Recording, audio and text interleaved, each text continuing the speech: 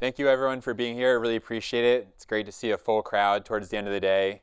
We're here to talk about building a threat hunting program. And for those who weren't at Gibran's talk around ransomware resilience, he said something that really resonated to me, that there really is an over-reliance in EDR.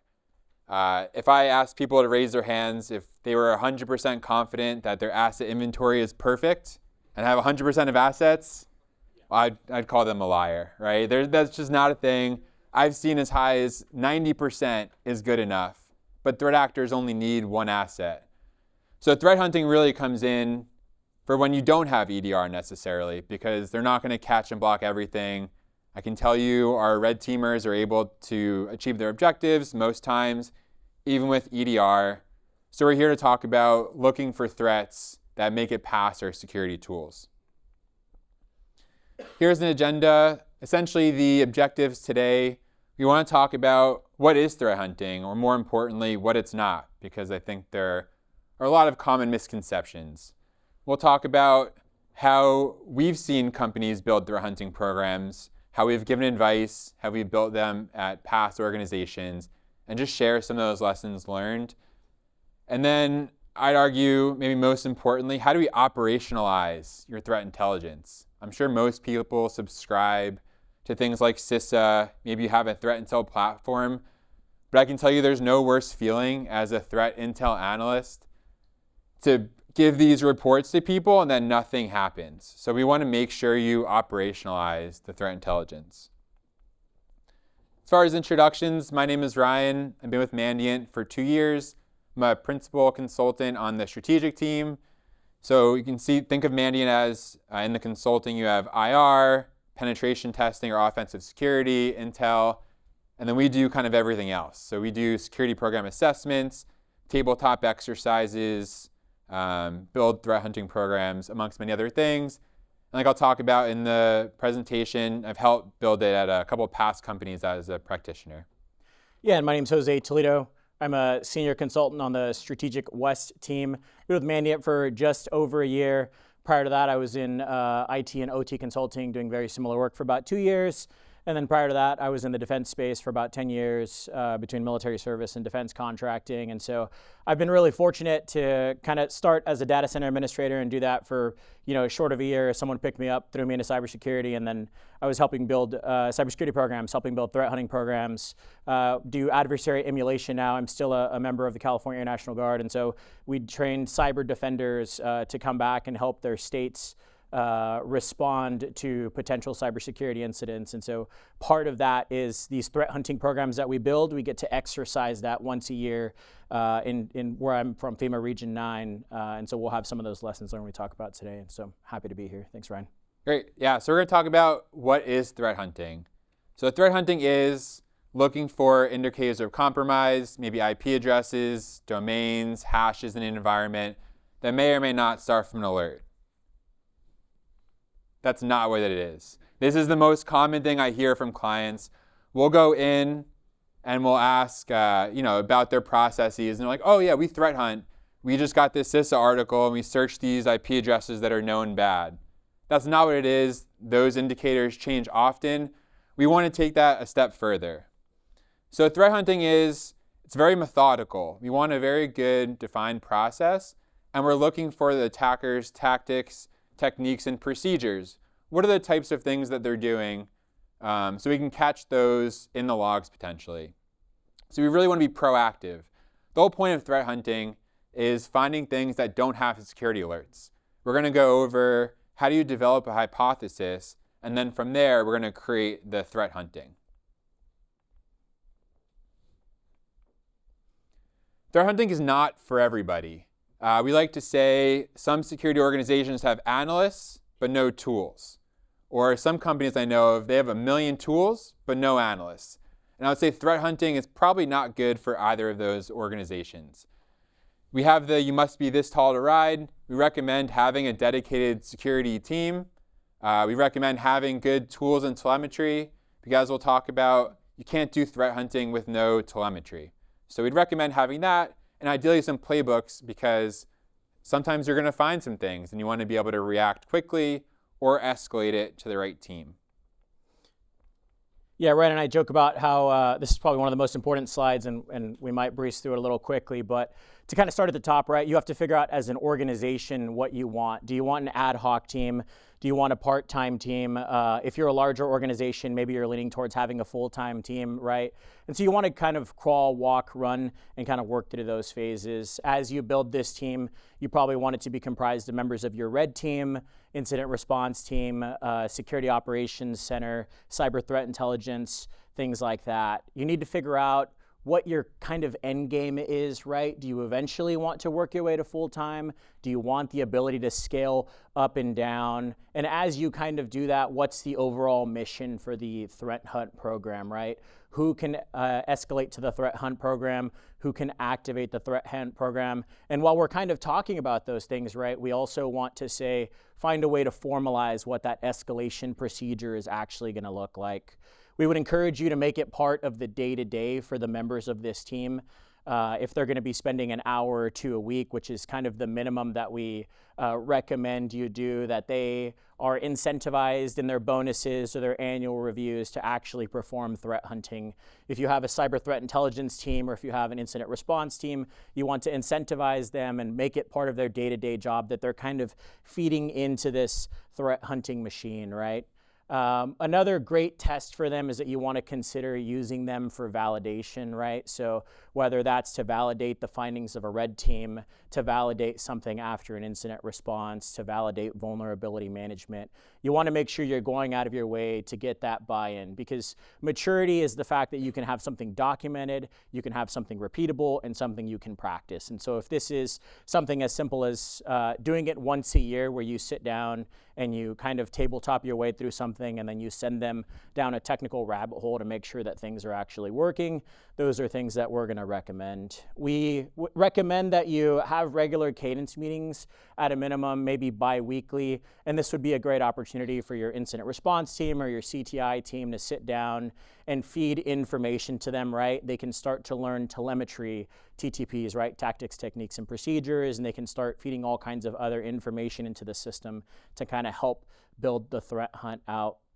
And one of the biggest things we want, right, is buy-in. And so Ryan's kind of coined a term that we've used, that we, the Wall Street Journal hunts. And so I've been there, Ryan's been there, I'm sure a lot of you in this room have been there, where you get the inevitable 8 p.m. text message on a Thursday or a Friday, right?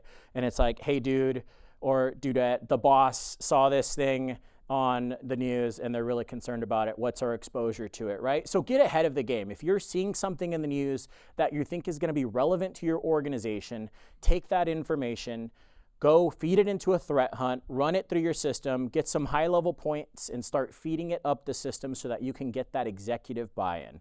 Because without that executive buy-in, if you're not speaking their language, it's not going to matter. One of the final things that we say is, Ryan and I get to talk to boards all the time, and the biggest thing that organizations have trouble with is justifying their existence, right? And it's because they don't track metrics. So we have some metrics we recommend you track. One of them is number of previously undetected threats discovered. This is going to be one of the biggest ones, and this is going to be, the one that's going to make you the most unique, right? And so this is malware, this is TTPs, this is malicious activity that the security tools in your stack did not previously discover, right? So you have discovered those things, and now you can feed that into, if it weren't for us, boss, we wouldn't have had these things. We recommend you track coverage gaps identified and closed, right? So these are going to be visibility gaps, and this is kind of a hard place for a lot of organizations, we find, right? You're like, oh, well, you're kind of calling my baby ugly here. No, really, if you're coming into this and you're looking for logs and you have an OT system and you have an engineering workstation that was compromised, but you don't have visibility into your OT, those are things you should identify, right? We had a Wall Street Journal hunt that we started running. We know that this threat actor likes to go through, and they go through this process and they attack these specific systems. Well, we don't collect logs on those systems because we're at our cap for Splunk or whatever our security tool is that we have. Kind of two final metrics we have here are hunts per analyst per month, right? It's going to be just a very basic, every analyst is performing this many hunts, and this is kind of the success metrics that are associated with that. And then mean time to detect, right? And so this is a big one that organizations track. But what you really want to show here is that if you have a successful threat hunting program, your mean time to detect is actually going to be brought down over time as you get more efficient at finding things. So a lot of good information here. Yeah, and if I can inject a couple personal stories. So 6 or 7 years ago, I was part of a SOC, just a couple people. And I don't know, for anyone who's had to dealt with SSL decryption or application allow listing, it sucks, right? And it becomes kind of demoralizing because as soon as you implement SSL decryption, it's always your fault until you prove it's not your fault. So feeling kind of down. I really enjoy reading different security articles and threat intel and such. So Colonial Pipeline happened. I used to live in Boston, jacked up prices for gas, so it hit all of us in the wallet.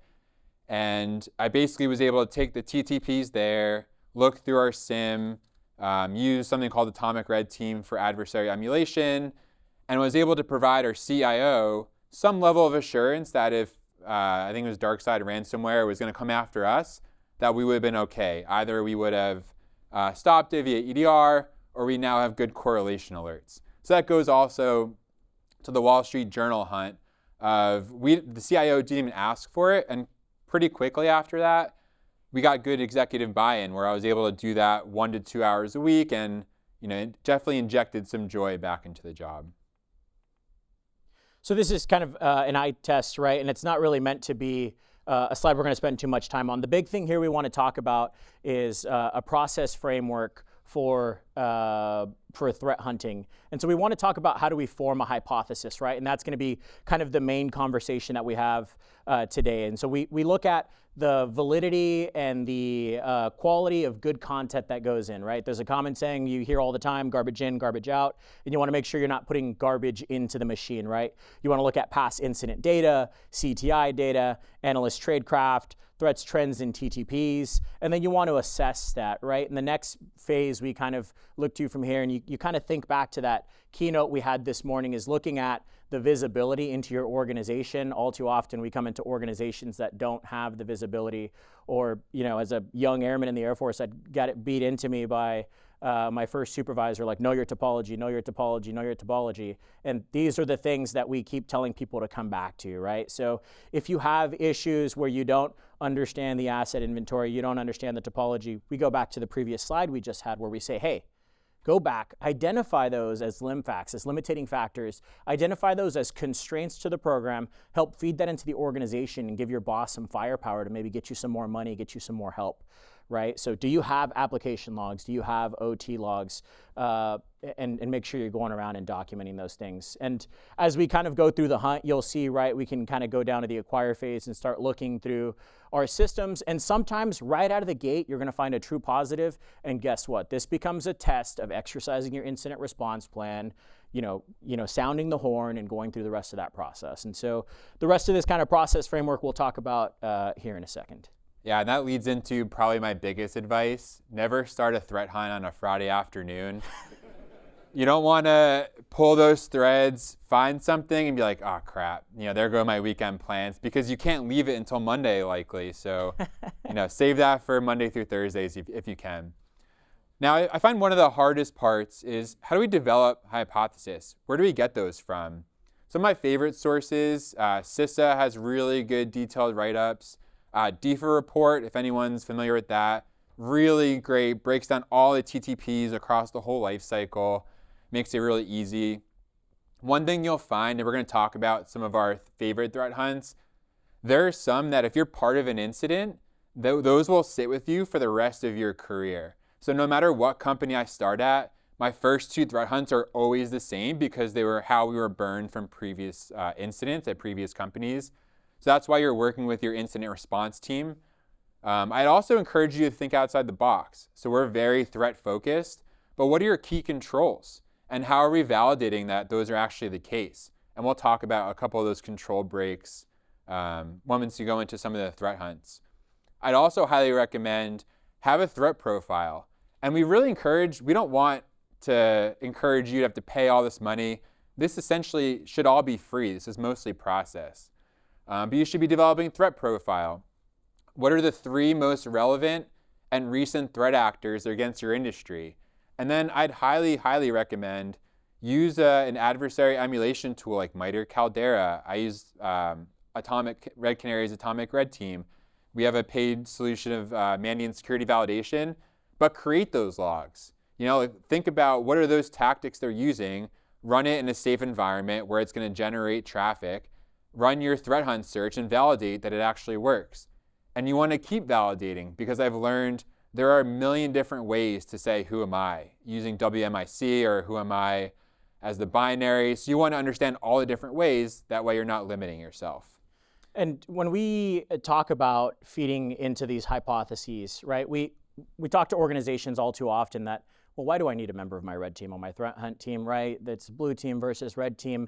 You want somebody on your team, and it doesn't have to be a member of your red team, but you want somebody who can kind of take that analyst tradecraft and kind of think like the bad guy is going to think, right? And so you have tons of organizations that are going out there and mapping to MITRE ATT&CK so that you can go and track, let's say, a Mandiant blog post we'll talk about later on scattered spider and what the attack chain looks like and how to defend against it. You can find those things, and you want to build a bench of good information that you're going to have so that you can work your way into this and ask yourself some questions, right?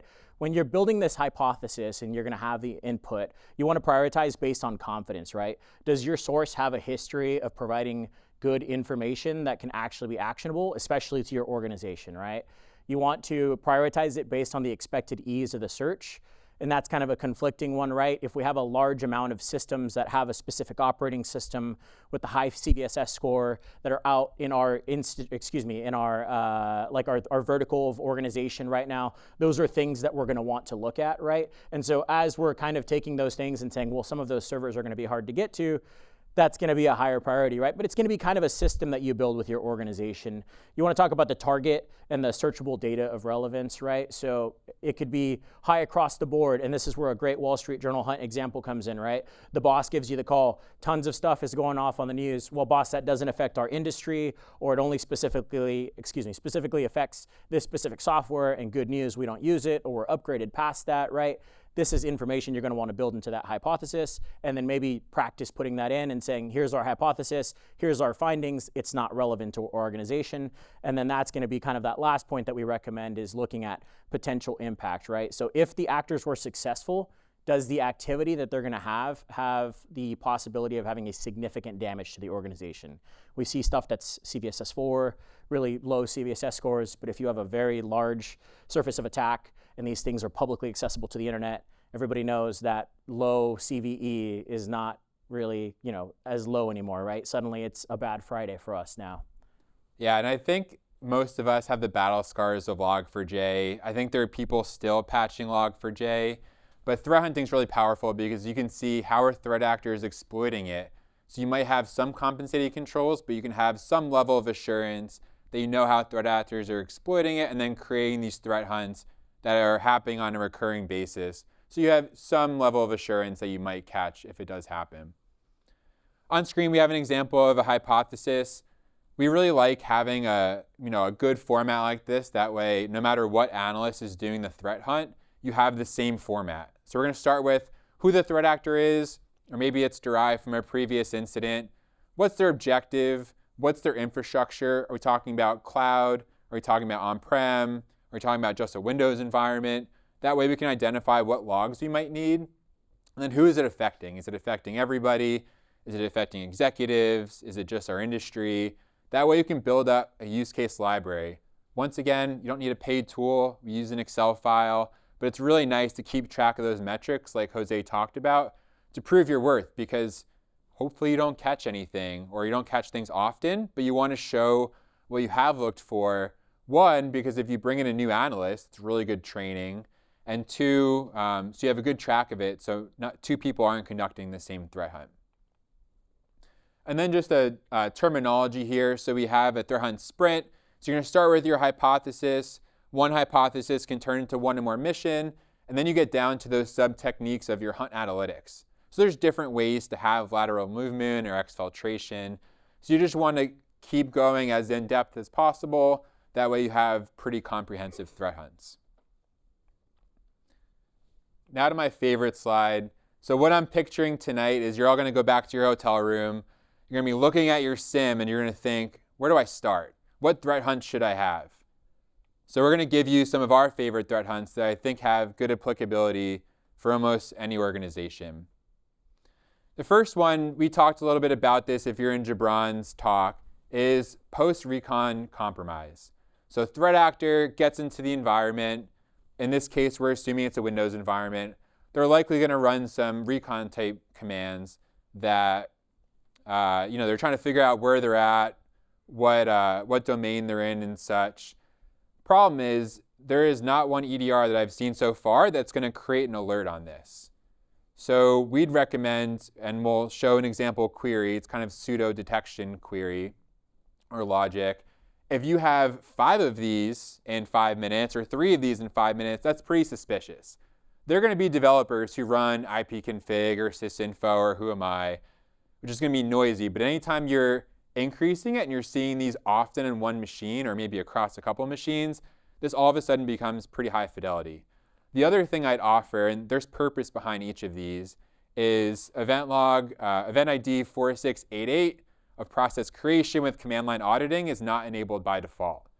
We would highly recommend enabling that, and that's where you start with this hypothesis and then document the constraint of we don't have this enabled. Maybe that creates additional cost or additional resourcing, but we need it in order to conduct this threat hunt. So I'm not going to go through all the hunt query. I will say generative AI is your friend, but it's not foolproof. No matter what, you need to tailor, because I'll show in a future example, it created a really big gap in one of these detections. So a really good place to start, but I'd highly recommend continuing to prompt it to get to a good place. So here are some of the most often used, and like I said, I read DFA report all the time. Things like NL test, who am I, task list, understand what EDRs are out there. If you see 3 of these in 5 minutes, I would definitely go and investigate. This one also is near and dear to my heart. So once again, to go to a kind of a personal work story, I worked for this company who used this IT software that helps deploy other software and such. Major vendor, I'm guaranteeing everyone's heard of here. And we had a hypothesis that we thought developers were using PowerShell, and we thought they were using credentials in clear text, which they were. And they wouldn't admit it, and that's really powerful where you can say, well, here you go kind of thing. But as we did that query, we found this application that's highly privileged had domain administrator credentials in clear text running on command line arguments. And we provided that to them, and they're like, oh, got it, and then eventually fixed it. But we were able to find this from a different hypothesis, and now this is one of them that I will always search for no matter what company I go to, because we don't want to see those credentials in clear text, and we had to switch them, which is never fun. So same thing, 4688, not enabled by default, really helpful to have. But this is a really good trust but verify type search. So this is where, to create these queries, I was using generative AI.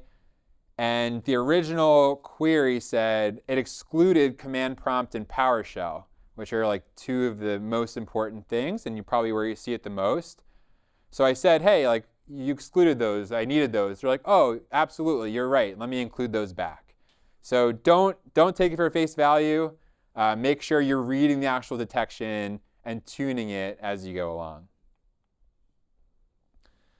Another one, this is a really good example because anyone want to raise their hand that they're ingesting backup logs, like admin type logs into their SIM? Probably not many here. So threat actors love that because you can't necessarily put EDR if it's an appliance. So this is another really good example to have the use case first, that threat actors are disrupting backup jobs, maybe changing immutability, deleting backups, editing or deleting backup scheduled jobs. But you're not going to have these until you have that use case or hypothesis. So this is technically for Veeam, but I'm sure there's similar ones for all of the major backup vendors.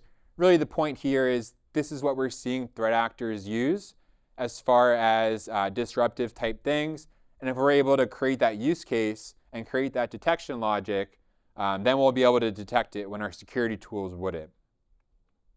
This is another one of my favorite ones that you find kind of peeks its ugly little head out every chance it gets.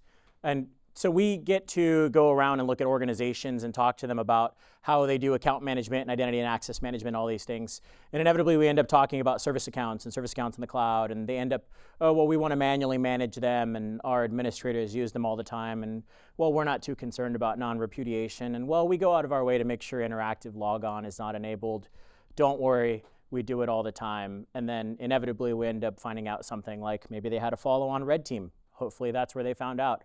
Or maybe they unfortunately had a cybersecurity incident. They came out and said, well, we don't actually verify, and we have one account that has interactive service logon enabled, and it was because the guy was working on it before he left. And well, he's gone, and nobody else had a note of that in change management. And so if it sounds like this story is kind of old, it's because it's a story we hear all the time, and it's a story I've been on the other side as a practitioner of, right?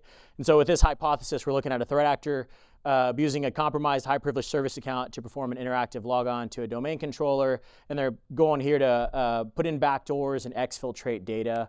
Some of the logs that we look at to find something like this would be Windows event log 4624, type 2 and type 10, which is interactive and remote desktop logons, user and entity behavior analytics, and then EDR logs. Yeah, and I'm hoping you all would consider something like this a key control where we're trusting but validating, and this is another one that any company I ever start with have been burned in an incident in the past because we forgot one of them, and we'll have this running every single day to make sure that we do properly have interactive login blocked. And before I run through this hunt query, this is another one of those prime examples where having a member of your red team who would probably check for one of these things on your team would come for, right? Because we sit through red team debriefs all the time, and we're hearing big things, right? Like, oh, we identified Bloodhound, and then we identified accounts that we could access that had interactive service logon, and then they start going their way. Or they go ADCS, or they go some of the other hot topic names that you're seeing out there right now, but inevitably interactive service account logon, and then someone's going to get it, maybe have some alert fatigue, and then they're going to say, well, it's just IT, working on IT stuff again.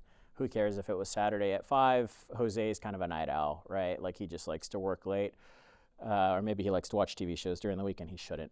So we kind of look at this hunt query, right? We're looking at 4624, login types 2 and 10, and the user accounts are in service account names from the Active Directory service accounts, but we have exclusions, right? It's not in the service account admin jump host, and we'd go through and have legitimate use cases that, you know, Ryan and I would harp on making sure that you have documented, and if for some reason they were going to be changed, it would have to go to a change review board for somebody who's not your friend.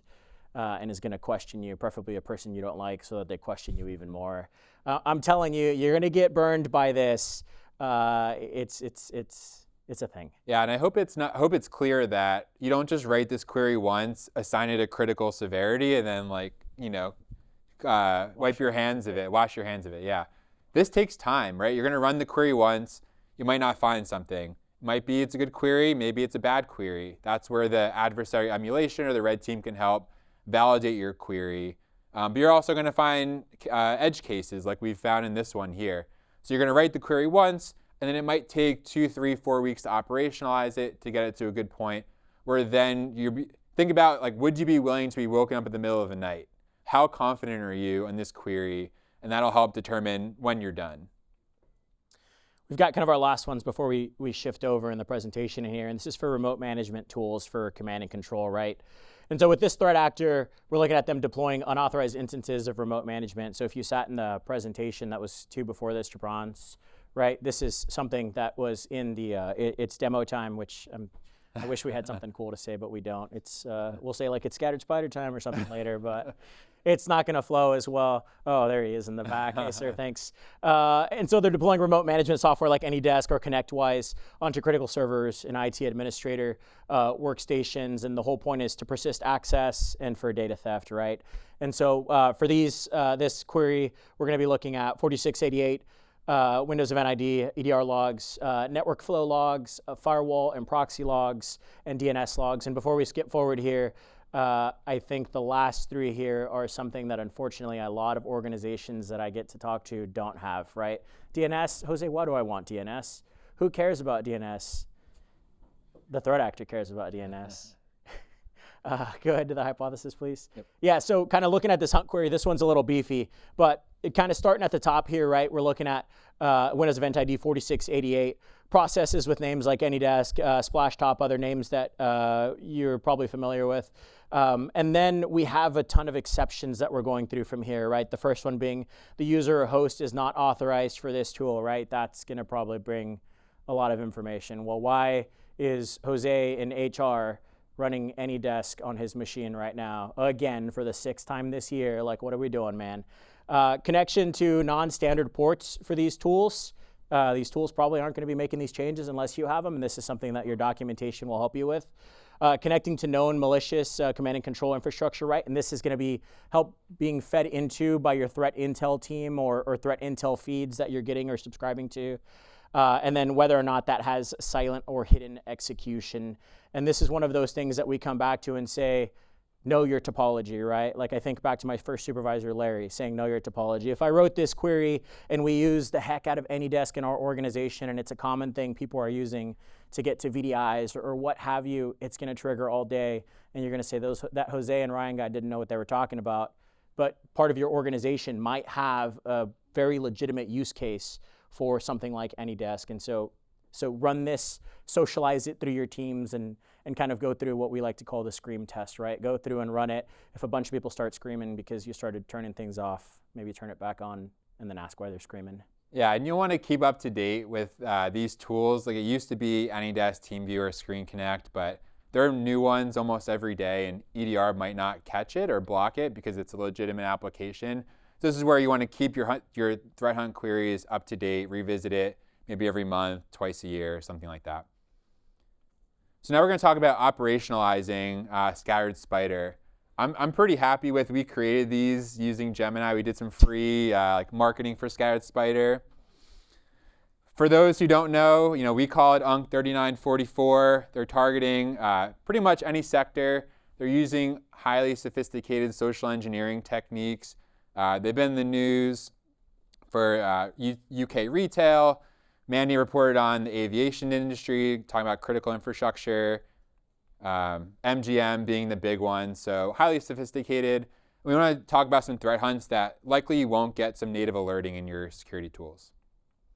So what we're going to look at here just a little bit is kind of the Scattered Spider attack chain, and I won't cover it in detail, but some of the initial things that we're seeing, right, and things that were mentioned in the talk that I talked about earlier, and you're going to see SMS phishing campaigns, we're going to see SIM swapping, we're going to see them being really advanced at calling your help desk to get access for either MFA registration or getting into your systems.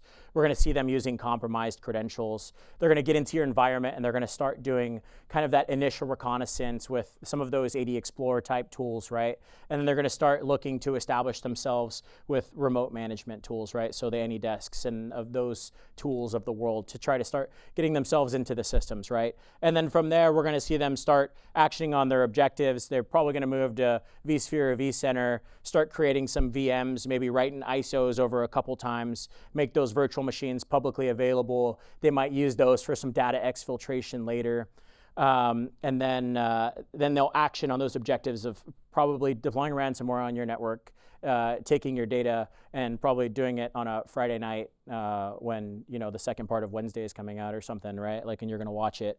As kind of an addition here, the QR code on the bottom is a QR code to a Google Cloud Security blog that came out earlier, I think last month, on defending against Scattered Spider. And so they go through the attack chain and they talk about some of the things that they would have recommendations of, right? And so earlier when Ryan says a lot of these things we're talking about should be things that are free, they are, right? We talk about leveraging things like generative AI. We talk about leveraging things like these blog posts that are going to run through. And when guys like Ryan and I come into your organization, we have these large assessments we're going to run on you. But at the end of the day, Ryan and I have hot questions at the top of our head that are going to cover blog posts from us, from Spectre Ops, from DFIR reports, from things like that, and say, hey, have you seen these things? Are they in your network? Oh, you got kind of quiet there. It sounds like it might be in your network. You should probably look at that, right? And so generally recommend that you maybe take a picture of that, check it out later, and see if it applies to your organization. Yeah, and I know nobody's going to say, yeah, we read the article and we searched the IP addresses. We were threat hunting, because like truly last week clients were telling me that. So I know everyone's better than that here after their presentation. Make me really happy. Okay, so talking about the first hunt. First hunt, keep me honest, I'm not in Entra ID day to day, but when I've used it, I did not see an alert yet for MCAS for adding a authentication devices or MFA devices from an unauthorized location or adding additional ones. This is, really early on in the attack chain. Typically, they're calling the help desk, they're adding that MFA device, or maybe they stole session tokens and adding that device to have that persistence. So that's where you need threat hunting to catch them a little bit early on. Ideally, you're using conditional access policies, so you can only add MFA devices from trusted locations and different things like that. But short of that, we're going to do some more threat hunting. So we're going to need to ingest your Entra ID logs, your audit logs and such. As far as a hunt query, we are going to look for MFA devices being added from untrusted networks. So this is where knowing your network is helpful. Or maybe the same location, adding MFA devices for multiple users. Sounds pretty suspicious to me if they're trying to add persistence. Same kind of thing if they're adding the same phone number, maybe tie that back to the threat actor. And then maybe some password resets around that same time.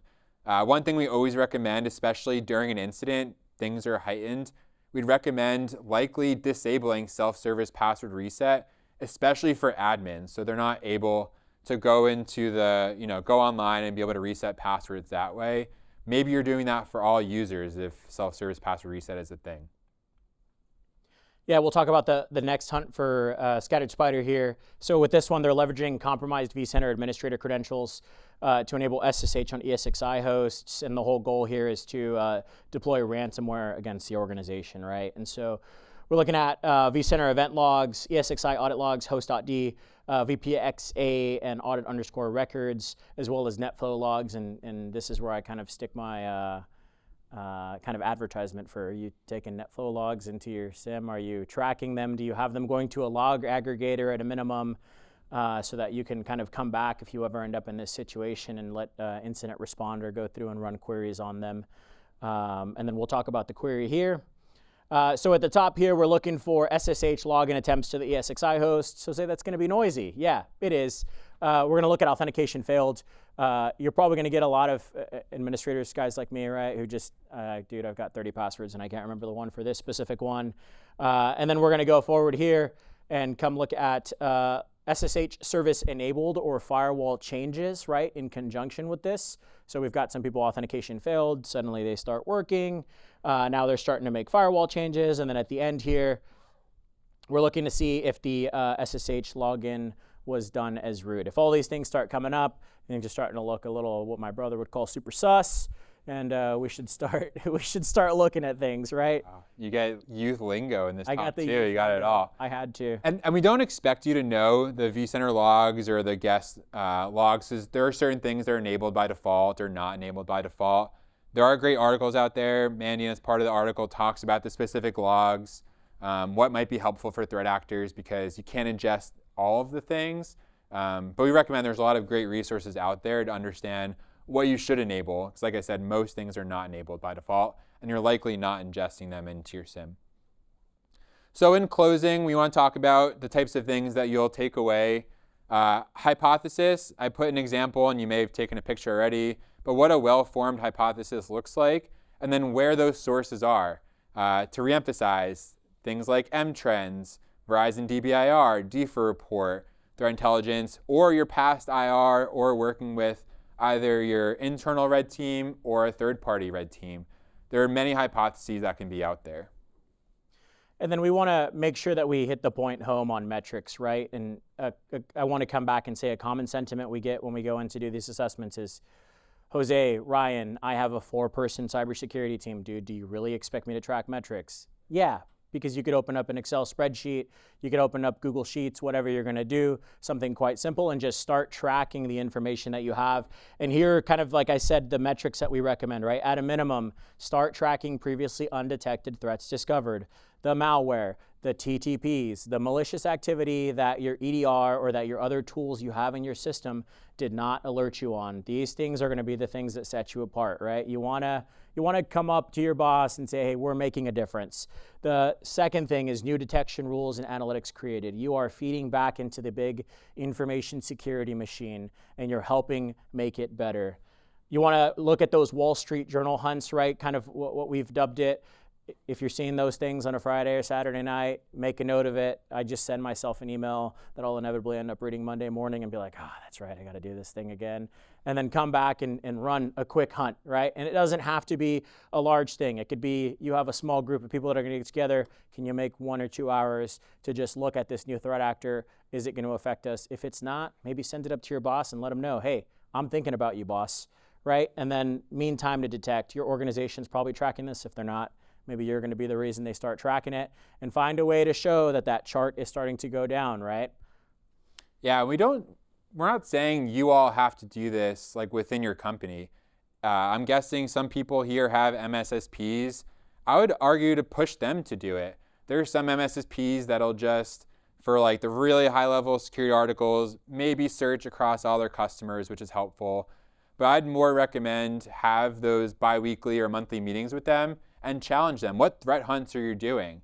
Because that's something they should be doing, and if they're not, you should figure out a way to formalize that. That way they're looking for things that are relevant to your company. And then lastly, the impactful hunts.